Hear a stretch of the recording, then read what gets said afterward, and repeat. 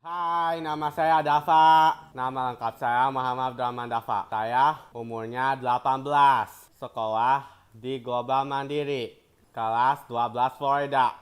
Aku sukanya main game. Lihat YouTube, googling, apa-apa aja. Sudah besar aku mau jadi inventor dan penulis.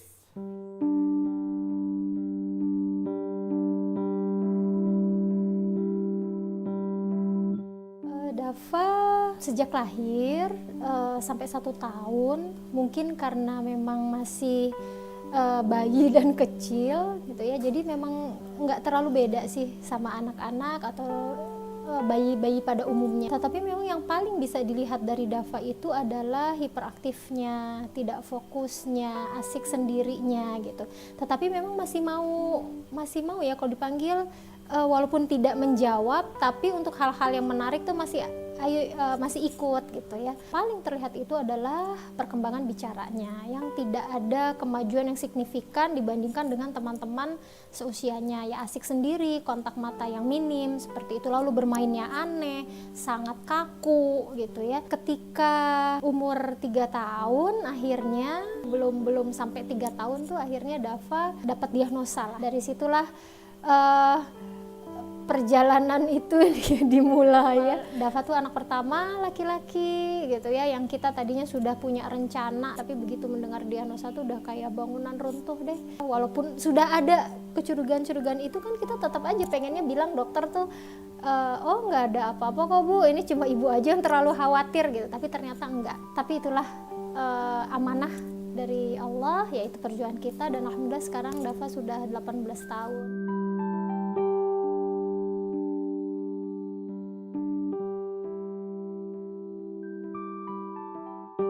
Perkembangan emosi Dava awalnya memang kalau lihat dari ciri-ciri anak dengan autism itu kan flat banget ya, ekspresinya juga sangat datar gitu. Yang paling terlihat itu adalah saat melting down, dia memang dengan suasana yang mungkin menurut dia nggak pas gitu, berisik. Sementara perkembangan bicaranya juga masih sangat minim. Nah itu yang sering membuat dia emosional dan kemudian akhirnya ngamuk lah gitu. Makin besar, alhamdulillah ketika terapi-terapi itu terus kami lakukan, termasuk terapi bicara, lalu juga kami tuh nggak pernah malu ya untuk membawa Dava tuh kemana-mana.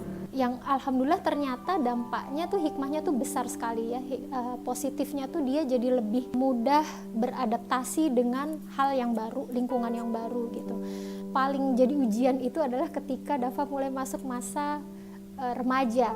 Kalau remaja normal bisa bicara, mengekspresikannya dengan baik, bisa bicara dengan orang tua, mungkin ngobrol dengan teman atau dengan guru. Kalau Dava tuh nggak bisa, jadi ngamuk gitu ya. Saya juga bingung, ini anak sudah tertib sebelumnya, tapi kenapa kok umur 13 tahun sampai 15 tahun itu parah-parahnya gitu ya. Yang ketika saya tanya juga dia nggak bisa menjawab gitu, ada apa, kenapa dia marah gitu. Alhamdulillah semakin kesini mungkin juga kognisinya juga makin berkembang, dia makin dewasa ya, hormonnya juga udah mulai stabil, dan kita juga mengajarkan gimana dia mengelola emosi. Itu susah betul, tapi bukan tidak mungkin. Dava tuh sampai sekarang dia masih suka nulis diary. Jadi setiap dia merasakan sesuatu yang gak enak, dia luapkan itu lewat nulis. Ternyata dengan dia menulis itu membuat emosi dia turun, stabil, dan setelahnya bisa diajak bicara dengan jauh lebih baik gitu.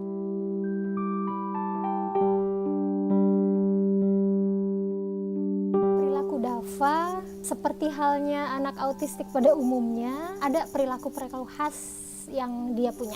Autistik itu kan long life ya, perilaku itu akan tetap ada. Kalaupun hilang, itu akan berganti dengan perilaku yang lain. Kalau Dava tuh sekarang karena dia udah bisa diajak ngobrol, saya suka tanya, kenapa sih humming? Dia kan suka itu supaya aku relax gitu, supaya aku lebih tenang nih. Sebenarnya nggak ada yang salah gitu ya, cuman mungkin unik caranya. Briefing sebelum kita pergi kemana-mana itu is a must. Nanti kita mau pergi misalnya ke mall atau ke tempat yang sifatnya umum, kalau kamu pengen steaming, apa yang akan kamu lakukan gitu.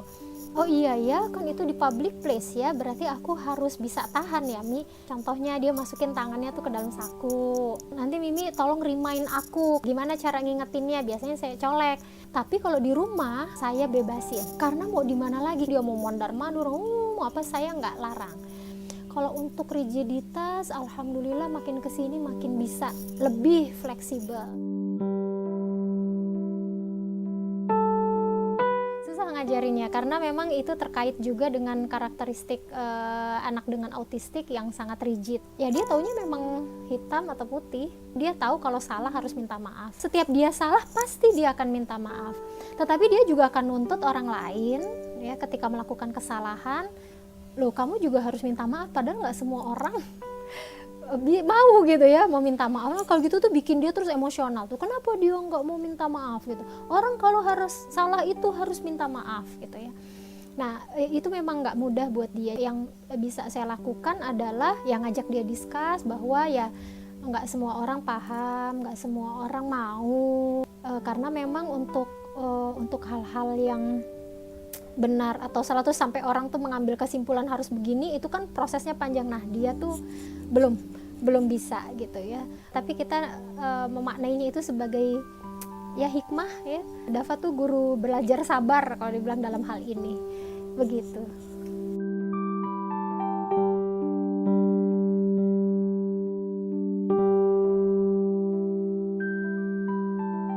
Peran sekolah dalam perkembangan Dava, oh itu sangat signifikan. Mungkin ini juga bisa jadi buat saran untuk para orang tua yang memiliki anak berkebutuhan khusus. Pilihlah sekolah yang betul-betul punya culture, punya iklim yang baik sehingga anak kita bisa berkembang dengan optimal. Dia punya satu sistem di mana guru-guru gitu ya, dan juga teman-teman sekelas yang sangat support terhadap anak-anak kita.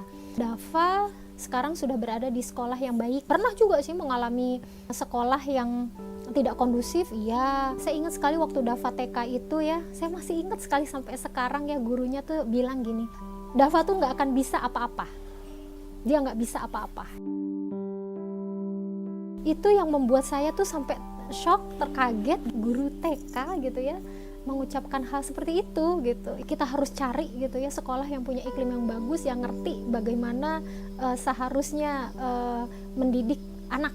Karena apa? Sikap guru itu pastinya juga akan mempengaruhi anak-anak yang lain kan. Gimana penerimaan anak-anak ini terhadap kawannya yang berbeda, yang unik. Target bully itu kan memang salah satunya adalah anak yang berbeda ya, berbeda dalam arti yang disable, yang ya special gitu ya. Dan gimana nih sekolah punya enggak aturan yang tegas gitu ya, atau budaya gimana bisa berempati gitu. Bukan hanya masalah akademik, yang lebih penting itu adalah budaya, lingkungan, gimana akhirnya kita bisa tenang sebagai orang tua menitipkan anak kita ke sekolah, dan anak kita juga bisa berkembang optimal, menemukan potensinya sehingga kelak nanti dia bisa mandiri.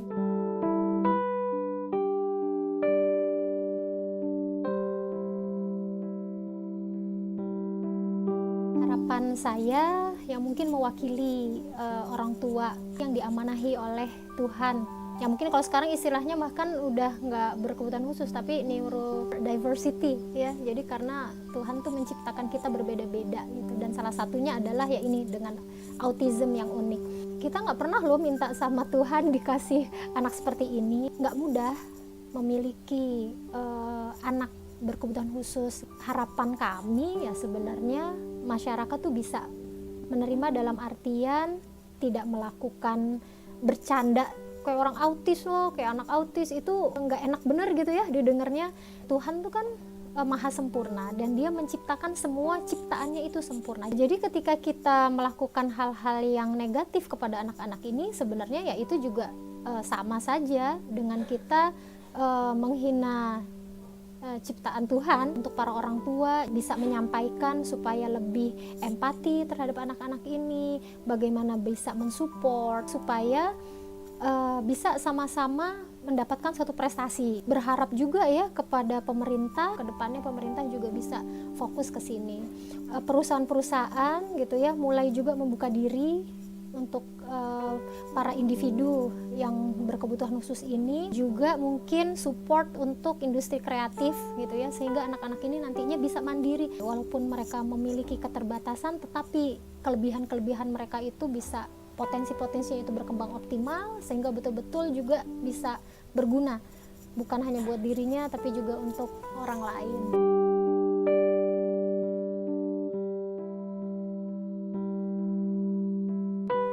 Untuk para orang tua, khususnya para ibu yang dimanahkan oleh Allah, oleh Tuhan anak special needs, tetap semangat. Yang jelas anak-anak kita itu adalah amanahnya gitu. Tugas kita hanya berusaha, berikhtiar, berdoa dengan penuh maksimal. Karena pada hakikatnya anak-anak kita ini milik Tuhan, Tuhan yang menciptakan, dan yakin bahwa Tuhan juga yang akan menjaga dengan penjagaan yang terbaik, yang akan memberikan rizkinya. Kita juga mungkin butuh waktu untuk diri kita sendiri, kita butuh me time, ya, kita butuh time out, dan itu sangat wajar.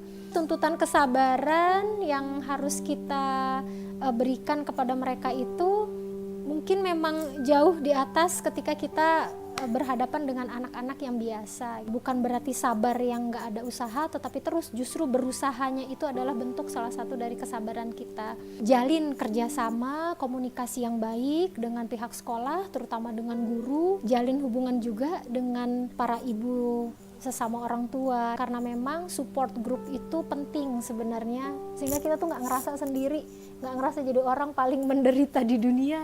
Mungkin anak inilah yang jadi kunci surga buat saya. Nanti kalau masuk surga, jangan lupa panggil-panggil Mimi ya, dicari Miminya nanti di sana ya. Iya, mudah-mudahan sharing dari saya nih bisa sama-sama kita menyemangati diri kita. Iya, terima kasih.